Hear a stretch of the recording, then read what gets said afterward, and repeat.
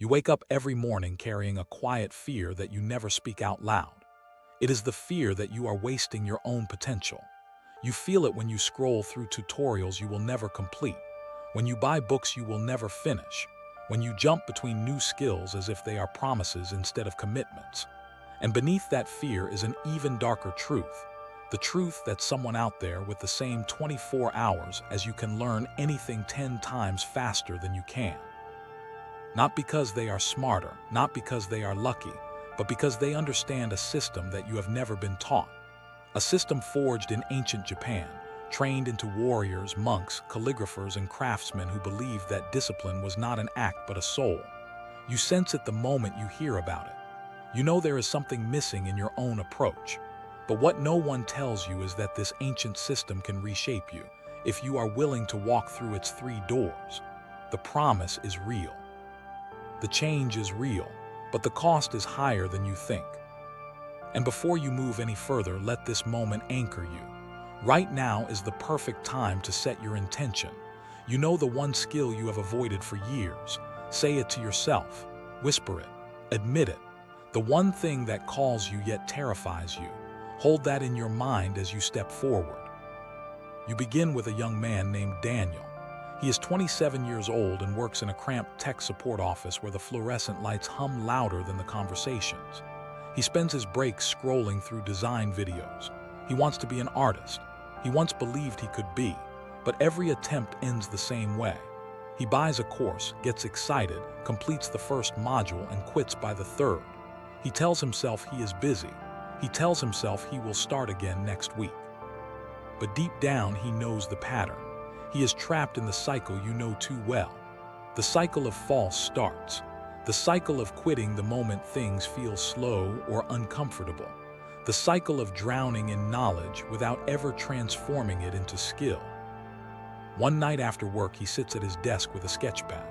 He tries to draw a simple circle. It looks terrible. He tries again. Worse. Something inside him snaps. He throws the pencil, closes the sketchpad, and quietly whispers that he is not meant to do this, that maybe he simply does not have talent. And in that moment of failure, in that moment you have lived through countless times, he feels the weight of an unbearable truth. He has never truly learned anything in his adult life. Not mastered it, not embodied it, only sampled it, only borrowed enthusiasm without building discipline, and that realization crushes him. The turning point arrives in a strange way. Daniel finds himself walking through an exhibit of Japanese calligraphy during a festival event downtown. On the far end of the room, an elderly monk demonstrates the drawing of a single brush stroke, a circle that seems alive. The movement is effortless, silent, gentle, yet powerful. People gather around him as if witnessing something sacred. Daniel stares, mesmerized. He approaches the monk and asks how someone can create a stroke with such presence. The monk smiles and gives a name. Hakuin, once a Zen master from the Edo period. A man who forged his students through an ancient method called shuhari. He tells Daniel what shuhari means. First obey, then break, then transcend. Daniel wants to understand. He feels something pulling him. The monk sees this and tells him something that lingers like smoke in the air. Before you express, you must empty. You know this feeling. The feeling of being on the edge of discovering something that could rewrite your entire approach to life. Daniel feels it too, and the monk senses the hunger in him, the same hunger you feel when you hear the promise of accelerated learning. The monk hands him a brush and invites him to experience the first stage. The next morning, Daniel arrives at a small practice hall. The monk instructs him to draw a circle, then another and another. The same circle, the same motion again and again. Not 10 times, not 50, 1,000 times every single day. The shock hits Daniel instantly. His hand cramps, his wrist aches, his mind fights back. He feels boredom like a physical weight. He becomes irritated, then embarrassed, then angry. He hates how messy his strokes are. He hates how slow progress feels. He hates how his ego shatters with each imperfect circle. But the monk insists, do it again and again, until Daniel realizes this is not training the hand, but training the self that lives behind the hand. You cannot hide from yourself when you repeat one movement hundreds of times. In the beginning, all you see is your own lack of skill. Then you see your impatience. Then your distractions. Then your excuses. Repetition strips you naked. Repetition reveals your truth. And what no one tells you is that repetition is the most honest mirror. It shows you who you truly are. Daniel's body aches, but something begins to change. The movement becomes smoother. The breath becomes calmer. Without noticing, Daniel passes from conscious effort to something deeper. Harvard published a study in 2016 proving that deep repetition strengthens procedural memory far faster than multitasking or scattered learning. The brain begins building a highway for that skill. Daniel does not know this study, but he feels it. The circle slowly stabilizes. Not perfect, but honest. And you feel this too.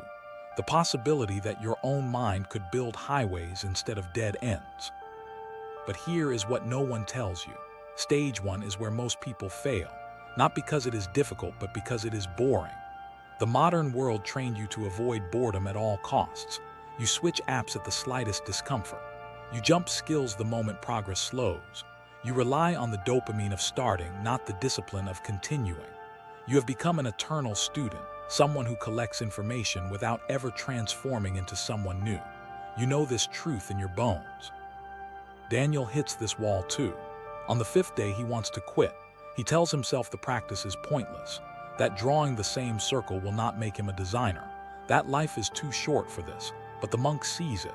He tells Daniel something brutal. Stopping now guarantees permanent mediocrity.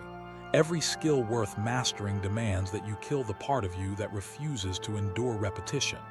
Daniel stays, and in staying, he takes the first step toward shifting his identity. One morning, something changes. The monk introduces a second instructor, a swordsman whose training is the opposite of calligraphy. While the monk taught slowness, the swordsman demands speed. While the monk taught softness, the swordsman commands precision through tension. Daniel becomes confused. One teacher tells him to relax, the other tells him to tighten. One tells him to breathe with the movement, the other tells him to strike before thinking. The contradictions feel like chaos, but this chaos is intentional. It is the breaking of dependence on rules. It is the second stage of Shuhari. The controlled destruction of the very patterns you just learned. You experience this too. You cling to rules until they become cages. You worship structure until it becomes a prison. The monk and the swordsman are showing Daniel that once you obey perfectly, you must learn to break perfectly.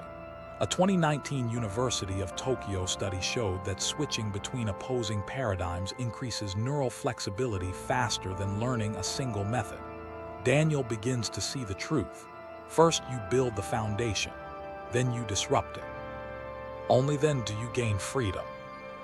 Days pass, weeks blur. Daniel moves between brush and sword, slow and fast, soft and sharp. At first he feels lost, then something clicks. He begins to see principles behind techniques: balance, timing, breath, intention. He begins to merge them. The monk sees him improving. The swordsman sees him relaxing under pressure. Daniel is becoming something different, something you have glimpsed in yourself but never fully embodied.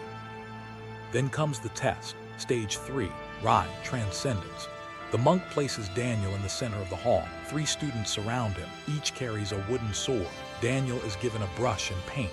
The rules are simple. Create a single stroke while defending yourself. There is no time, no planning, only instinct, only presence. The students strike. Daniel moves before he thinks. Every lesson from every stage merges into one. The brush glides across the paper while he avoids each attack. The circle appears, alive, smooth, effortless. And for the first time, Daniel does not merely perform the skill, he becomes it. His mind is empty, his body responds without hesitation. This is the moment you chase in your own life. The moment where the skill feels natural instead of forced, where you are no longer thinking but expressing. That is transcendence, and Daniel touches it. When he returns home, people notice the shift. They see the calm in him, the quiet confidence, the presence. Some admire it, many fear it, not because he is dangerous, but because he reminds them of everything they abandoned in themselves. You have seen this too. When you begin to grow, the people around you feel threatened. They make jokes, subtle comments, small criticisms. Not because they want you to fail, but because your progress exposes their stagnation. Daniel feels this tension. He almost shrinks himself to make others comfortable. But you know this truth. When you rise, your old world tries to pull you back. You must choose whether to dim yourself or step fully into your new identity. Daniel chooses forward. And now the question turns to you. How can you apply Shuhari to your own life? You think about the skills you want to master, the things you always say you will do. Guitar becomes simple. Choose one riff and repeat it hundreds of times until it becomes part of your muscles. Coding becomes simple. Take a single function and rewrite it repeatedly until it becomes effortless. Business becomes simple. Choose one offer and repeat it consistently for 90 days until you understand your market intuitively. Everything becomes simple when you stop scattering your focus. You start seeing that Shuhari is not a method for art. It is a method for mastery in anything. But now comes the truth you have avoided for years. You want results without sacrifice. You want growth without discomfort. You want mastery without dying to your old habits. You have convinced yourself that struggling means something is wrong, but the reality is the opposite. Struggle means you are exactly where you should be. The real enemy is not your lack of talent. It is your refusal to tolerate boredom. You sabotage yourself because you cannot handle the silence required to grow. You must confront this. You must bury the version of you that quits the moment the process becomes slow. And this is why Daniel's transformation matters. Not because he learned calligraphy, but because he learned how to direct his life with intention. Oxford published a study in 2021 revealing that competence comes before motivation. You do not feel motivated and then become skilled. You become skilled through repetition and motivation appears afterward. Daniel sees this truth and begins teaching others. He shares a simplified version of Shuhari for modern learners. Choose one skill. Repeat small actions daily. Remove conflicting sources. Break rules only after you master them. Stress test your abilities weekly. Teach someone else what you learned. He tells his students that mastery is not about talent. It is about lineage. You inherit the discipline of those who came before you. And now you realize this story has always been about you. You stand at the beginning of your own circle. You know the skill you need to submit yourself to. You know the first repetition you must perform. And you know that this moment is the doorway into a new identity. The version of you that you have always imagined is waiting on the other side of boredom, repetition, and ego death. You feel it now, the quiet call, the invitation to begin. The beginning is simple. Whisper the skill you will commit to. Hold it in your mind, and begin your first repetition today.